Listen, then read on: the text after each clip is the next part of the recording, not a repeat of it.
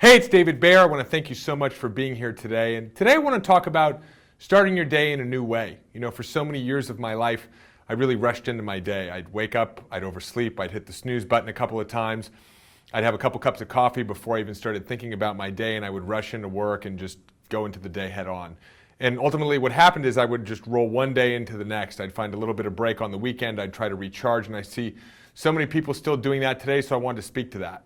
Because ultimately, living life, enjoying life, and bringing our best into the world is about reconnecting with ourselves, and most of us don't take the time to do that. So I want to share with you the practice that I've developed, and it's a practice that I've picked up on from some of the most powerful, inspiring, and creative people in the world.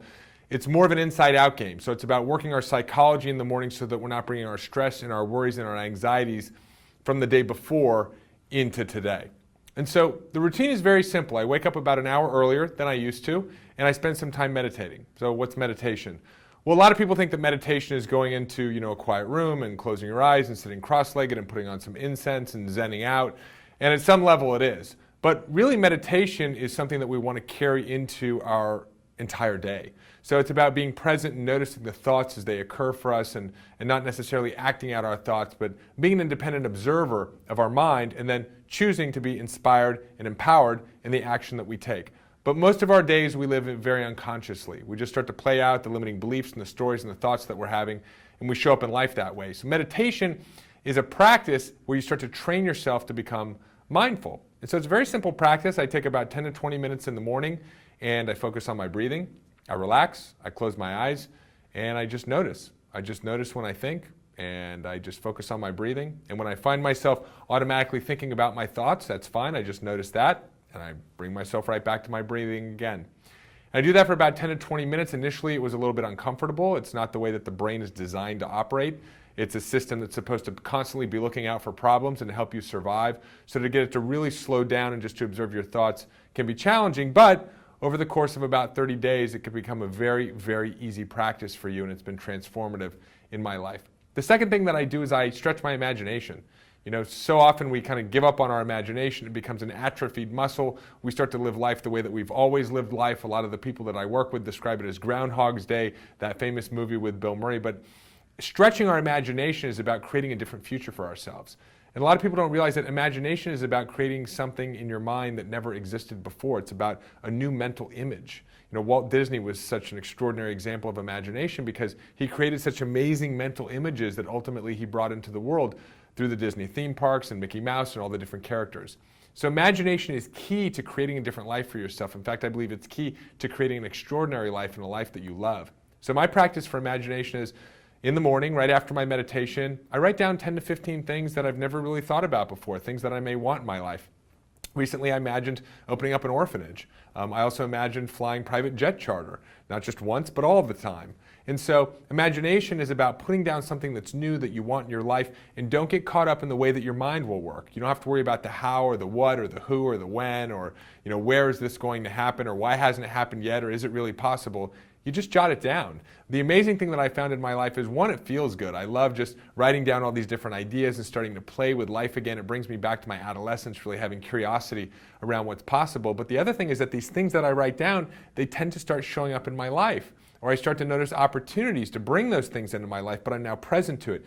It's in my conscious mind. And so that's how you create an expansive life for yourself moving forward. It's how you expand your consciousness by expanding your imagination. The third thing that I would encourage you to do is to visualize.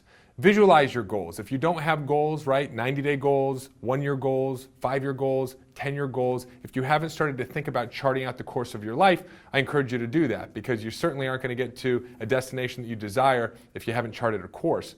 And that's not to say that you don't allow life to take you through its twists and turns and experience life as a journey.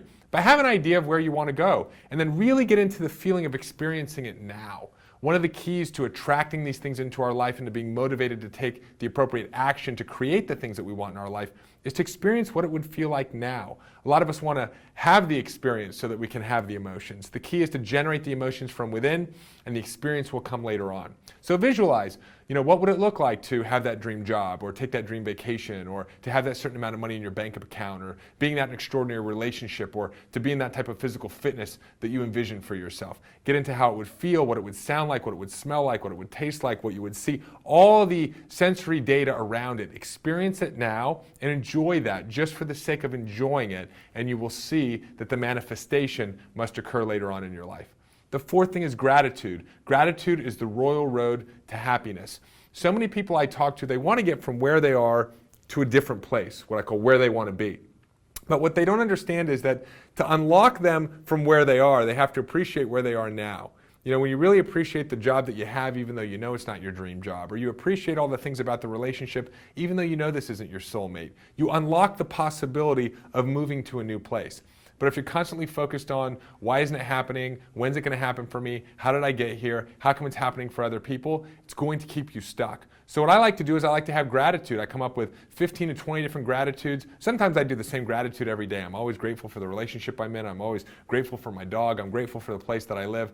But notice the other things that came up in the last 24 hours for you to be grateful for, the little synchronicities and experiences in life, the little gifts that life is giving you, and have gratitude for them. And the fifth thing is to really take care of your body in the morning. Right? To take care of your body, not only what you put in, but what you put out. So, I cut caffeine. I like to hydrate early on in the morning. I do a lot of alkalizing and green drink, because what that ultimately does is it calms down my system. It allows me to be more mindful. It allows me to have access to more imagination. It allows me to be more present for my visualization and my gratitude. All of this is a system that feeds back into itself. If you have a very hyperactive, over-caffeinated, acidic body, it's going to be very hard for your mind to be operating the way that you want it to operate in the way that I just described. So watch what you put in and then what you put out. Exercise in the morning, produce the chemicals and the hormones that are going to allow you to feel good, and again, strengthen those other 4 areas. So this is my 5 to thrive. It's my hour of power. It's what I do in the morning. I don't always enjoy getting up an hour earlier than what I used to do, but that's what I do now, and it's really transformed my life. And again, when you go and you look at the most successful, powerful, creative, and inspired people in the world, in one way, shape, or form, they all have these daily rituals that they practice. So I would encourage you to start this tomorrow. Get up 20 minutes earlier, 30 minutes earlier. Incorporate a little bit of meditation, visualization, gratitude. Just incorporate a little bit of what I've talked about and do a little bit every day, and it'll build on itself because you'll enjoy the process so much. And if you do it for 30 days, you'll develop a new habit out of it. And if you take care of the morning will take care of the rest of your day. It's very, very critical. So that way you have a little bit of connection with yourself, a little bit of the quiet stillness of spending time in your mind, really getting to know your authentic self, to connect with your spirituality. It'll be all the difference. It'll re-energize you, not just physically, but emotionally, intellectually, and spiritually as well. So I hope that's helpful. I encourage you to try that. It's been transformative for my life.